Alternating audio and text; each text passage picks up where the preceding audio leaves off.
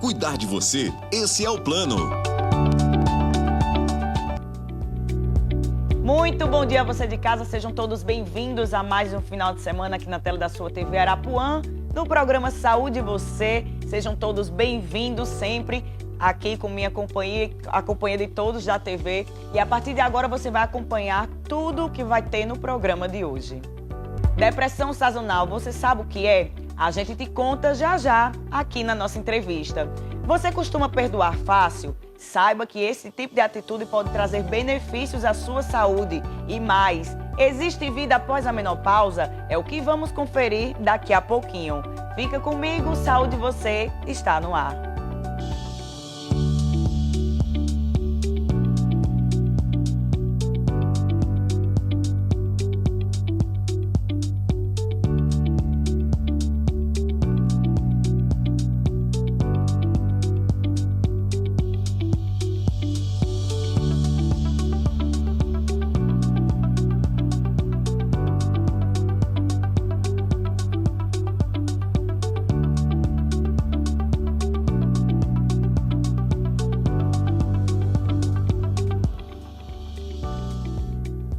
Sejam bem-vindos novamente ao Saúde Você deste final de semana. E olha, gente, você sabia que existem alguns alimentos que podem ser grandes aliados no combate à depressão?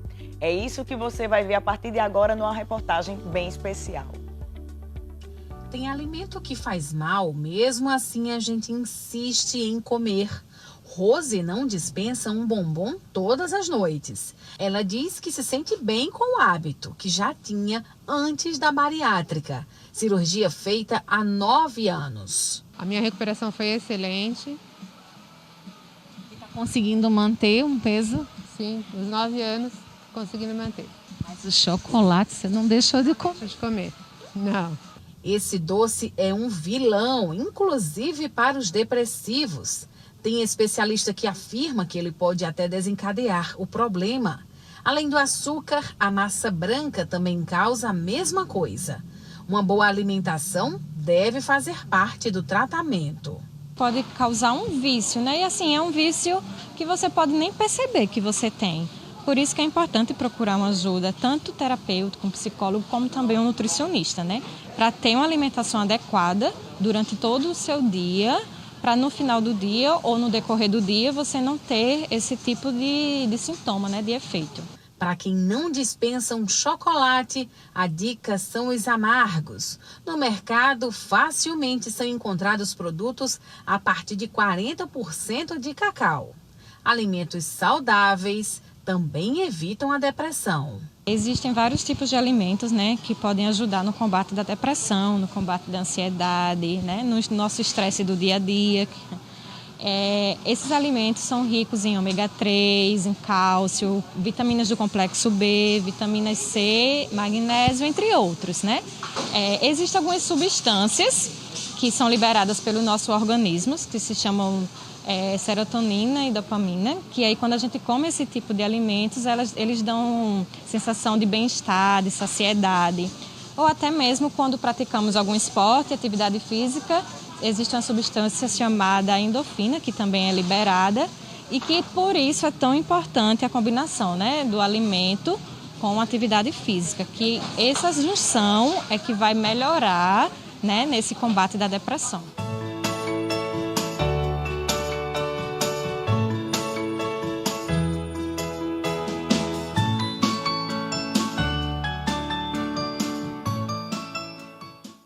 É isso aí. Agora deixa eu fazer uma outra pergunta a você. Você é daqueles que quando está mais frio, prefere ficar mais na cama, acompanhado de uma falta de energia, às vezes, né? Sem querer fazer as atividades do cotidiano, ou até tem uma tristeza sem motivo? Pois é, saiba que esse tipo de comportamento tem nome e se chama depressão sazonal. E para falar mais sobre o assunto, eu recebo aqui hoje o psicólogo Fabrício Oliveira, que é sempre um prazer recebê-lo.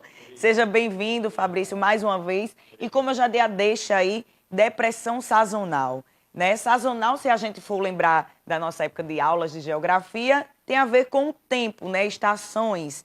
Mas o que é que a psicologia diz como definição da depressão sazonal? Então, a depressão sazonal, ela é mais conhecida como transtorno afetivo, né? Relacionado à relação climáticas. Então, assim, a gente tem que ter cuidado com os sinais para procurar um profissional para que aquilo não agrave, entendeu? Então, quais são os sinais? Falta de apetite, vontade de dormir direto, dor no corpo, ansiedade. Então, tem momentos também, por exemplo, eu sou acostumado, por exemplo, a almoçar o almoço de Natal com minha mãe. Aí chega um momento que ela morre. Então, naquela época, que também é relacionada ao sazonal, eu vou sentir esse momento de tristeza, porque eu vou sentir falta, né, da minha mãe, dos irmãos sentados à mesa. Então, a gente também tem que entender que não é só aquela parte do frio, né, aquela parte de não querer sair de casa, do tempo, né, que tá muito assim desfavorável a eu sair, praticar exercícios, mas também com momentos, aqueles momentos, todo ano eu encontro com os amigos, tem aquele encontro da faculdade, aí alguém morre, acontece uma tragédia. Então, naquele período, eu também corro o risco de ter depressão sazonal, né? E é muito forte, porque isso acarreta a depressão, e tudo que leva à depressão leva a um estado emocional muito grave, até relacionado a manter um suicídio, né? Isso é muito complicado, porque tem estudos aí, estudos de doutorado, que eu já vi fazendo mestrado, que pessoas cometeram suicídio por causa de depressão sazonal. E aí, geralmente, quem está ao redor de uma pessoa que tem esse tipo de depressão, quais são os sinais mais evidentes que elas podem reparar? Porque, geralmente, quem tem a depressão não assume de primeira, né? E aí, para procurar uma ajuda, realmente se torna um pouco mais complicado, mais delicado. E aí, a gente sabe que o século que a gente vive, antigamente a gente dizia que a obesidade era a doença do século. E hoje em dia a gente pode dizer que as doenças psíquicas são as doenças do século. Exatamente. Né? E aí quais são os detalhes que a gente pode observar? Então, a gente pode observar principalmente no comportamento, porque até um idoso, eu percebo muito isso na família, que quando vê o comportamento, porque a gente é alegre, sorri todo dia, dá bom dia, quando eu mudo aquele comportamento, aí é complicado. Uma coisa que a família também tem que entender, principalmente marido ou esposa, de não adquirir aquele problema que a gente chama de transtorno compartilhado, né? Eu acabar tendo depressão por causa daquela pessoa, né? Ficar triste, ficar também na cama sem querer sair, dormindo direto. Então a gente tem que ter cuidado em ter força para ajudar o parceiro ou a parceira, né? Levar um médico, incentivá-la, mostrar.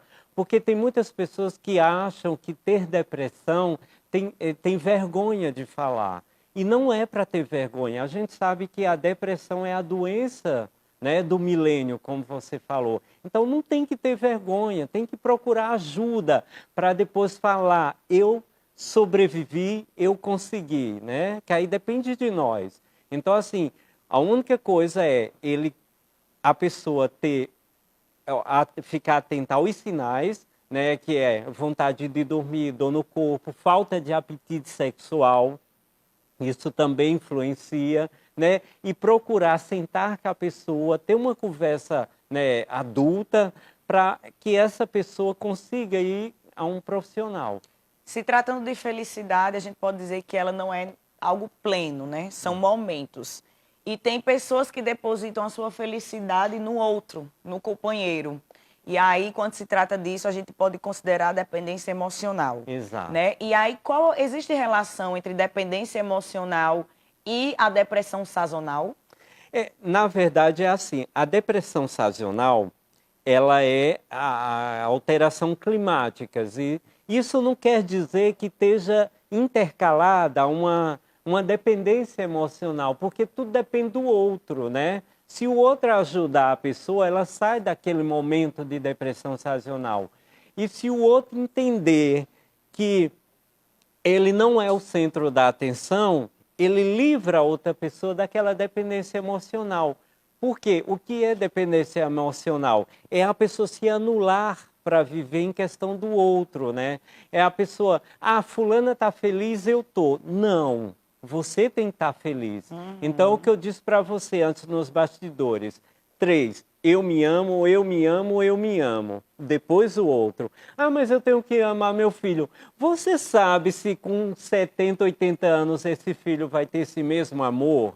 A gente vê tanta coisa errada, filho que põe a mãe, o idoso na instituição. Então se ame, procure entender que você feliz é importante. Então a dependência emocional é aquela coisa que tem que estar com aquele cuidado obsessivo com o outro. Tenha cuidado obsessivo com você, né? Olha só, a mudança, tem um exemplo, a mudança que você fez há 4 anos atrás, hoje você é outra, né, Tati? Então é isso, é o amor por si.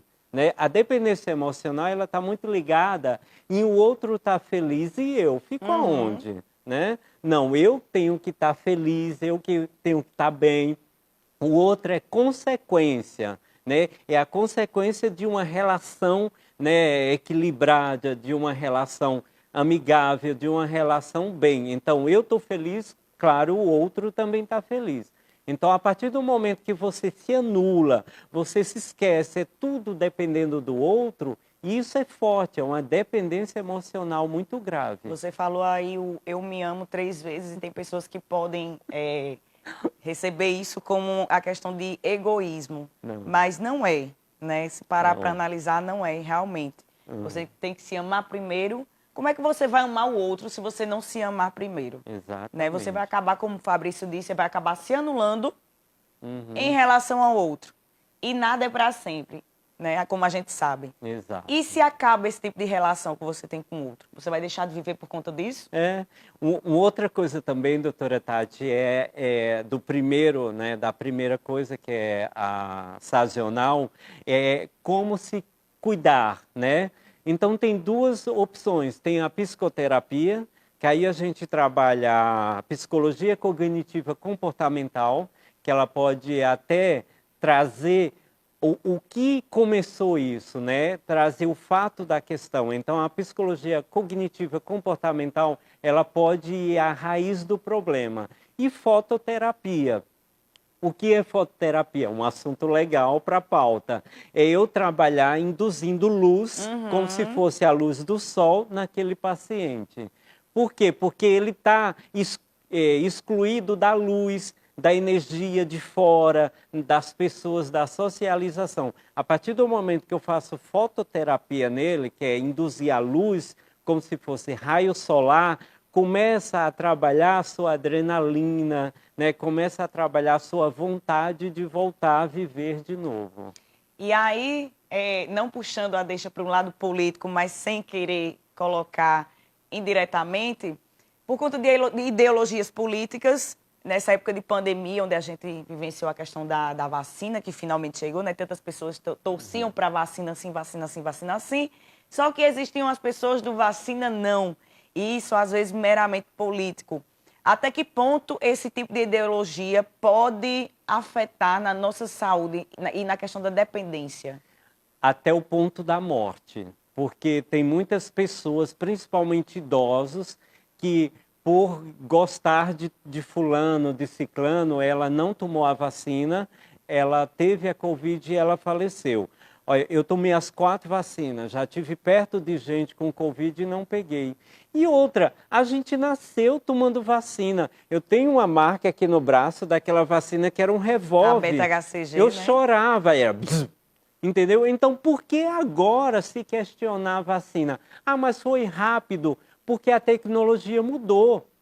Há 20 anos atrás, a gente passava quase 1 ano para ver o DNA, quem era pai e quem era mãe. Hoje, não.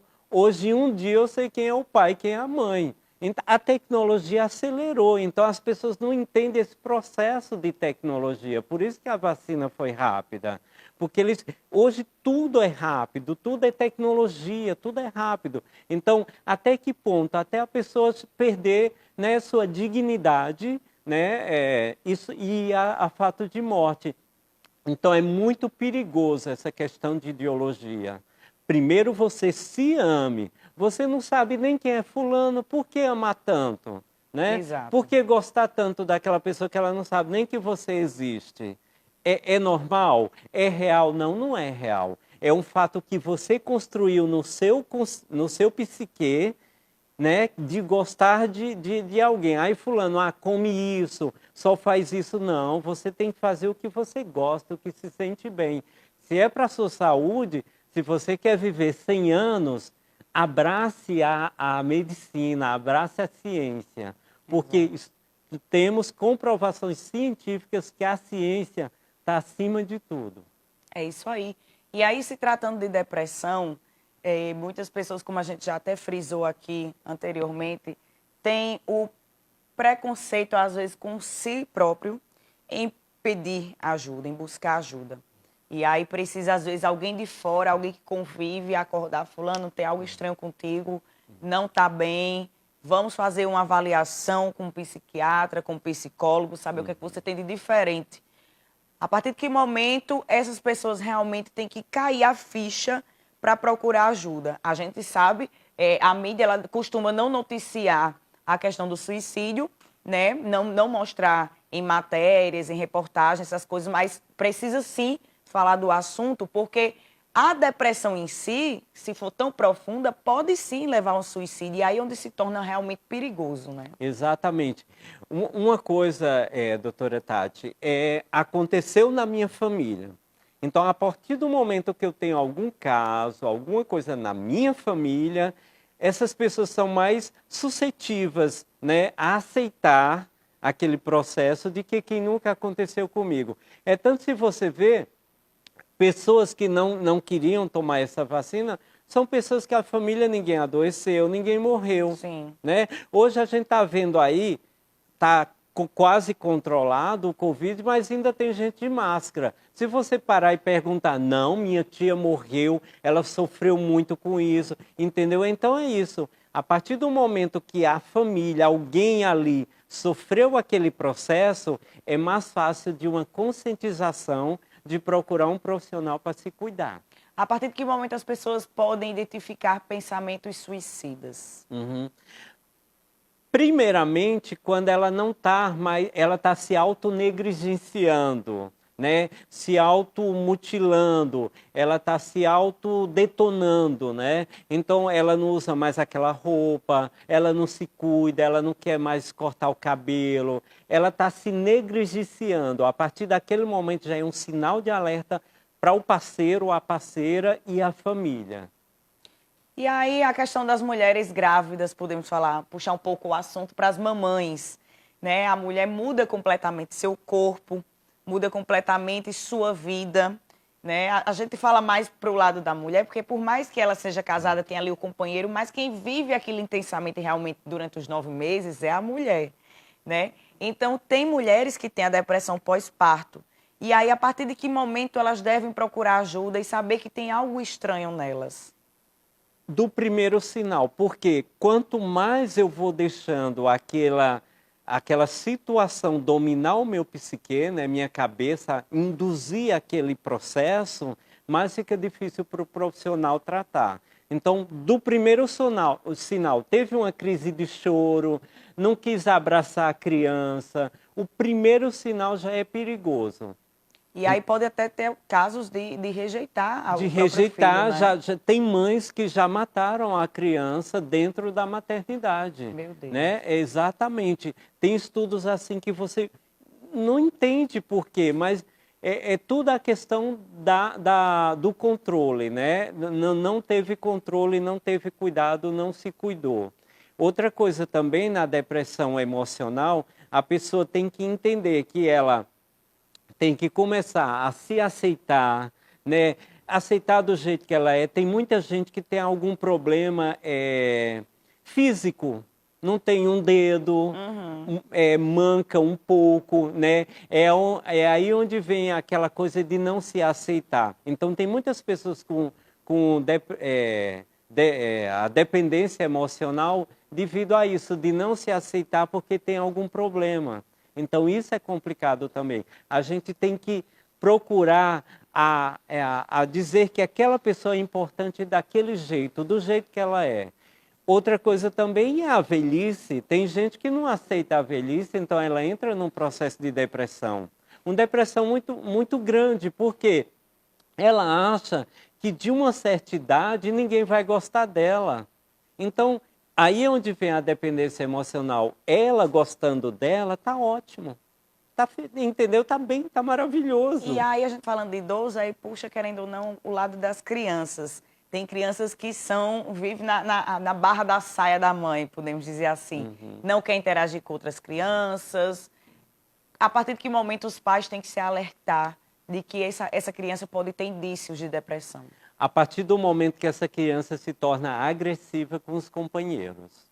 Porque a agressividade já é um sinal muito importante de uma não socialização. Então, a partir do momento que a criança começa a ser agressiva, a beliscar o coleguinha, a morder, a não querer brincar, não dividir o brinquedo. Tem muitos pais que criam a criança com muito egoísmo. Não, o brinquedo é seu. Não, o brinquedo é de todo mundo. Aquilo quebra, acaba e a gente fica, né?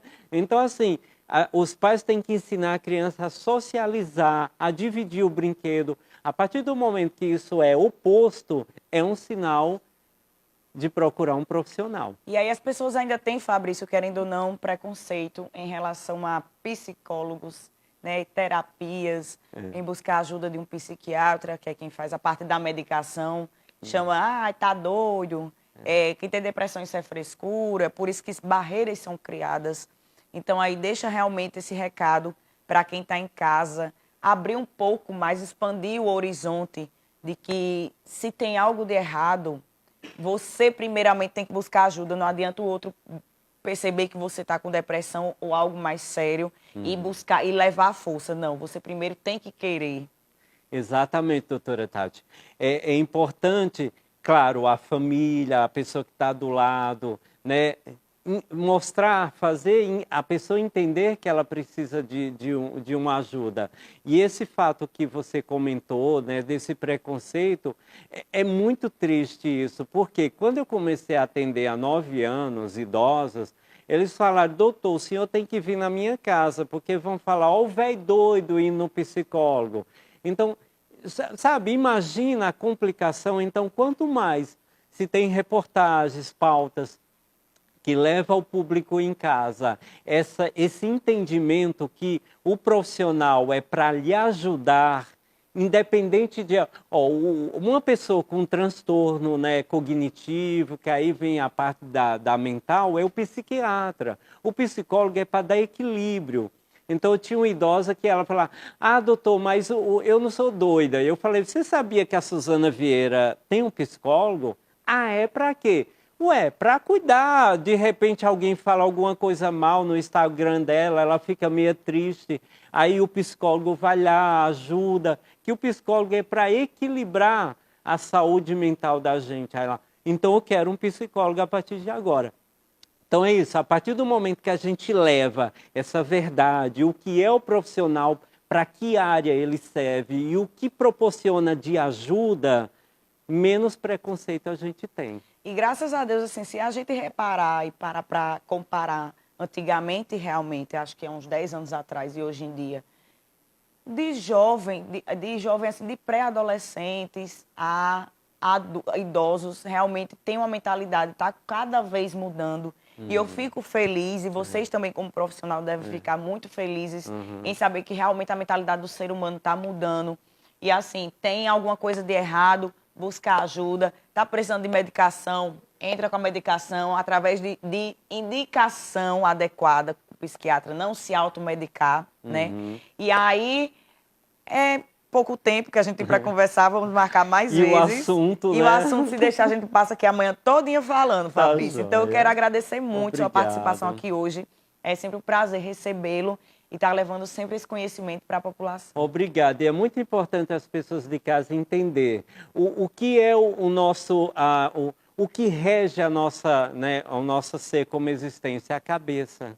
Então, gente, cuidem da sua saúde mental, porque sem a saúde mental eu não consigo andar, eu não consigo ter minha relação social em casa, com meus parentes. Então, é a cabeça. Cuide da sua saúde mental. Qualquer coisinha, procure um profissional. Maravilha. Obrigada, viu? Obrigado. E agora a gente vai para um pequeno intervalo, bem rapidinho, daqui a pouco a gente está de volta.